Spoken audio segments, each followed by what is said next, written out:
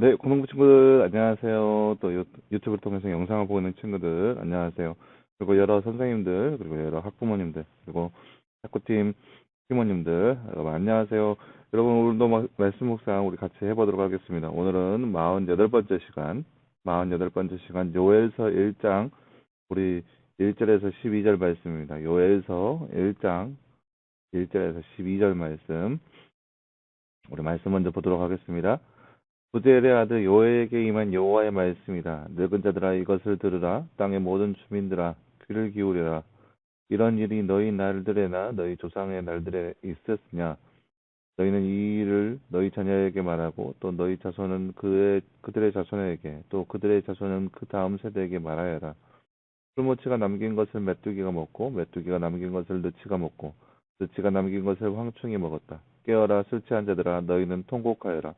포도주를 마시는 자들아 울부짖으라. 이는 새 포도주가 너희 입에서 끊어졌기 때문이라. 참으로 한 민족이 내 땅으로 올라왔는데 강하고 그 수가 많으며 그들의 이는 사자의 이 같고 암사슴의 어금니 같았다. 그들이 내 포도나무를 황폐하게 하였고 내 무화과 나무 껍질을 벗겼다. 그들이 그것을 벗겨서 내버리니 그 가지들이 하얗게 되었다. 너희는 처녀가 젊을 때에 약혼한 남자 때문에 베옷을 입고 애곡함 같이 하여라.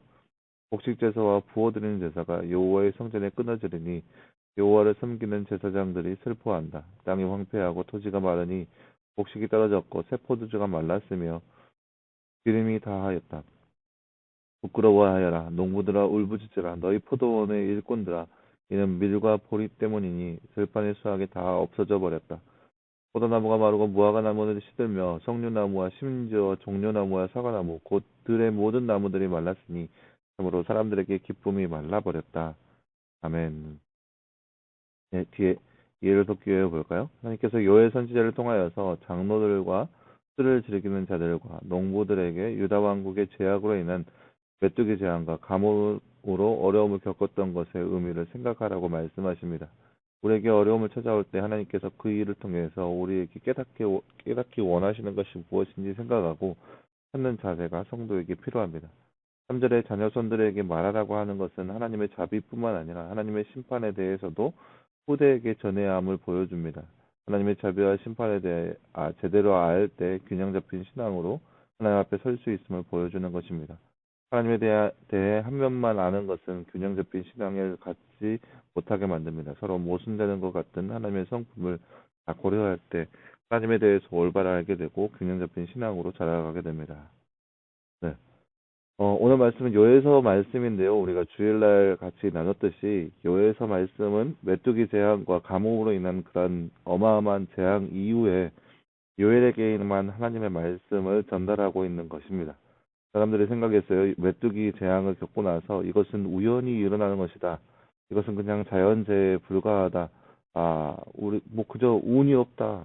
그런 거잖아요. 그러니까 우리가 마찬가지로 이 시대에도 뭐 태풍이라든지 뭐 지진이라든지 뭐 그런 것들이 일어나면 운이 없다. 뭐 우연히 일어났다. 뭐 그런 자연 발생적으로 일어났다. 그것을 치부하고 끝나기 마련인데 이 시대에도 마찬가지였어요. 많은 사람들이 그 메뚜기 재앙과 가뭄으로 인한 그런 것들을 겪고 나서 참 이런 일도 겪는구나 하면서 그냥 넘어가려고 했어요. 우리가 운이 없다.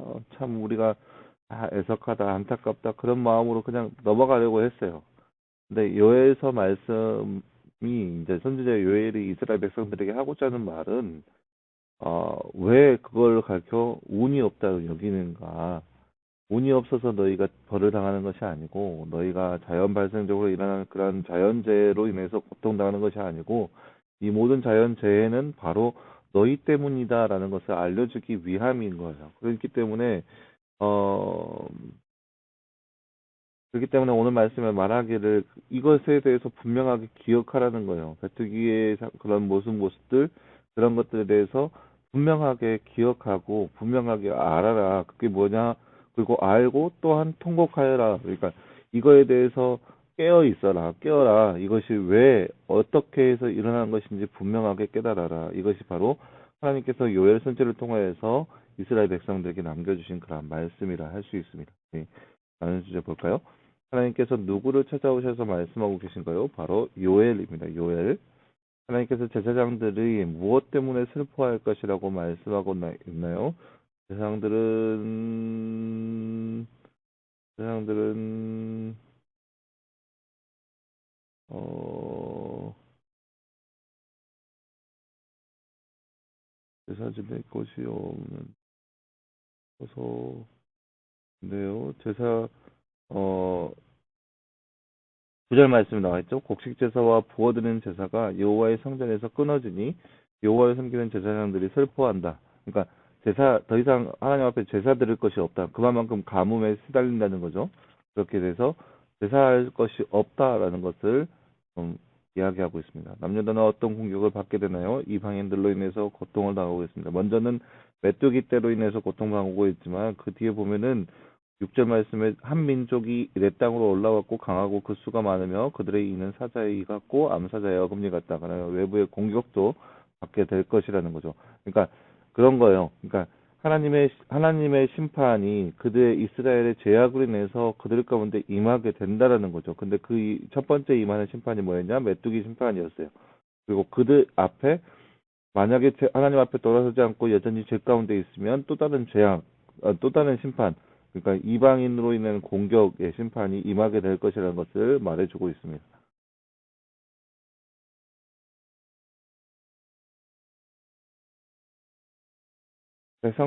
이 백성들 앞에 놓인 재앙이 묘사하는 모습은 어떠한 모습처럼 보이나요? 이 백성들 앞에 놓여져 있는 재앙. 그러니까 거의 이 재앙만 놓고 본다면 희망이 없어요. 왜냐하면은 보세요. 메뚜기와 가뭄으로 인해서 그들이 먹을 것이 없고 아무것도 줄이고 그렇게 목말라 하면 그런 인생이 바로 그들의 인생이 돼버렸어요.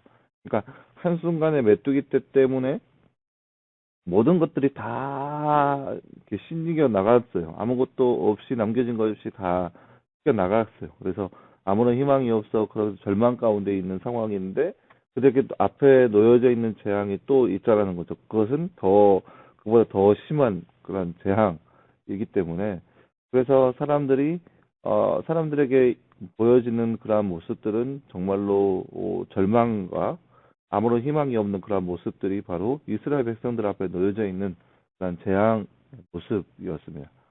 아무런 희망이 없어 보이는 그들에게 선지자가 전하고자 하는 것은 무엇일까요? 어, 어, 그런 거 보세요. 오늘 말씀 12절 말씀 끝에 보면은 참으로 사람들에게서 기쁨이 말라버렸다라고 선포하고 있어요. 그러니까 아무런 기쁨이 없고 아무런 희망이 없고 소망이 없고 그런 것으로 전락하고 말았다. 근데 이때 선지자가 말하고자 하는 바는 무엇일까요? 그러니까 대체적으로 선지자는 고난과 가뭄과 그런 것들이 오기 전에 또는 오고 나서 이것이 왜 임하게 됐는지 영적인 의미를 사람들에게 백성들에게 전하는 역할이 바로 선지자의 역할이에요. 그러니까 그들 가운데 임하는 고통과 시험과 환란들 그것들이 왜 그 땅 가운데 임하게 됐는지 그런 자연 발생적인 거 그런 거 아니고 영적으로 이것이 무슨 의미인지 전달하는 자가 바로 선지자라는 거예요. 그러니까 근데 선지자 요엘이 봤을 때 이것은 바로 여호와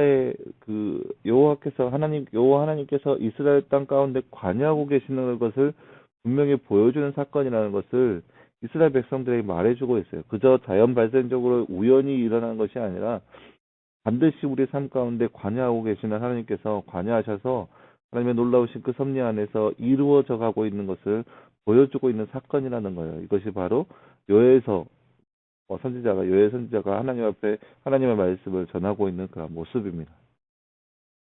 네, 사랑하는 여러분, 오늘은 요엘서 말씀을 우리가 함께 살펴봤는데요. 요엘서 말씀을 통해서 하나님께서 우리에게 말씀하시는 것은 하나님은 우리의 삶 가운데 관여하시는 분이라는 거예요. 그러니까 그 어떠한 것도 하나님의 관여함이 없는 사건이 없다는 거. 물론 이렇게 얘기하면 이렇게 생각하는 경우도 있어요. 삶의 모든 부분이 하나님께서 관여하셔서 우리가 당하고 있는 모든 시험과 환란이 우리의 죄 때문인가 하는 그런 그러한 궁금증, 그러한 조심성 있는 모습들, 물론 그 어떻게 표현할지 그런 거 있잖아요. 이건 내 죄 때문인가 하면서 주춤거리고 있는 모습들. 그러니까 하나님께서 우리 삶 가운데 관여하시는데 그 이유가 분명해야 한다는 거예요. 만약에 이것이 죄 때문일 수도 있고 아니면 우리를 시험하고 연단하기 위한 걸 수도 있고 여러 가지 이유가 있어요. 하지만 중요한 것은 오늘 말씀에서 여호와서에서 우리에게 말하고자 하는 것은 하나님께서 우리의 삶 가운데 관여하신다라는 거예요. 전혀 우리를 방치하시는 분이 아니라는 것을 우리에게 말씀하고 계세요. 전혀 이 말씀을 통해서 우리가 오해하지 말아야 할 것은 우리의 삶 가운데 어려움이 온다면 이것이 반드시 우리의 죄 때문이라고 하는 그런 관념에서 벗어나야 돼요. 이 말씀이 어떤 말씀이에요? 욥기 말씀이죠. 욥기에서 욥기의 친구들이 욥에게 말한 얘기의 내용들이죠. 이런 모습들이 아니라 하나님은 그렇게 일차원적으로 접근하시는 분이 아니라는 거예요. 다만 하나님은 우리가 죄 짓고 있는 그런 모습을 보면서 가만히 계시는 분이 아니라는 거예요. 사랑하는 여러분, 우리 삶 가운데 가- 음, 혹시라도 우리가 주춤할 만한 것들이 있다면 우리가 해야 할 것은 내가 하나님 앞에 죄를 지었나? 그렇게 궁금증도 가져야 되고 또 혹시라도 하나님의 뜻이 있는가, 하나님의 뜻이 어디에 있는가를 찾는 모습이 우리 가운데 필요하다는 거예요. 이것이 나의 죄 때문이라면 그 죄를 하나님 앞에 메워놔야 되고 하나님의 연단의 모습이 있다면 그것을 위해서 그 시험과 환난과 그런 모든 고통거리들을 단단하게 그렇게 담대하게 이겨나가야 할 것이고 이것들이 바로 우리가 이 시대에 살아가면서 하나님의 관여하심에 대해서 우리가 하나님의 지혜로 풀어나가야 할 문제라는 거예요. 때문에 사랑하는 여러분, 이 땅에 살아가면서 하나님께서 우리 삶 가운데 베풀어 주신 그런 모든 삶의 모습들을 겪으면서 하나님의 뜻이 여기에 있구나라는 것을 잘 캐치해서 하나님의 뜻에 맞는 삶을 살아갈 수 있는 저와 여러분의 모습 되었으면 좋겠습니다. 함께 기도하겠습니다. 사랑하는 하나님 감사합니다. 주님, 오늘은 요엘서 말씀을 통하여서 이스라엘 백성들에게 아, 그들의 죄악상을 말아주기 위해서 어마어마한 시험과 환란, 재앙들을 허락하신 모습을 우리가 말씀을 통해서 바라보았습니다. 하나님은 우리를 사랑하여 주셔서 우리의 삶 가운데 더욱더 놀랍게 관여하시는 분이라는 거 우리가 말씀을 통해서 깨달았습니다. 하나님, 이 말씀을 바라볼 때마다 하나님 더욱더 우리 삶 가운데 관여하시는 그 하나님을 우리가 올바르게 바라보게 하여 주시옵시고 하나님 그리하여서 우리 삶 가운데 관여하시는 그 하나님의 음성에 우리가 묵묵히 기다리게 하시고 듣게 하시고 그리하여서 하나님의 뜻이 어디 있는지 잘 감찰하게 하셔서 하나님 그리하여서 주의 마음에 맞는 삶, 주의 뜻에 맞는 삶이 바로 우리의 삶 될 수 있도록 주께서 우리의 삶 가운데 함께하여 주시옵소서. 이 모든 말씀 감사드리며 살아계신 예수님의 이름으로 기도하였습니다. 아멘. 네, 여러분 한 주간이 시작되었고 또 한 달이 시작되었습니다. 여러분 이번 달도 또 이번 주도 말씀으로 함께 승리하며 살아갈 수 있는 우리의 모습 되었으면 좋겠습니다. 내일도 말씀 묵상 꼭 기억하시고 내일 우리가 말씀 묵상으로 함께 보도록 하겠습니다. 여러분 수고했습니다. 내일 보겠습니다.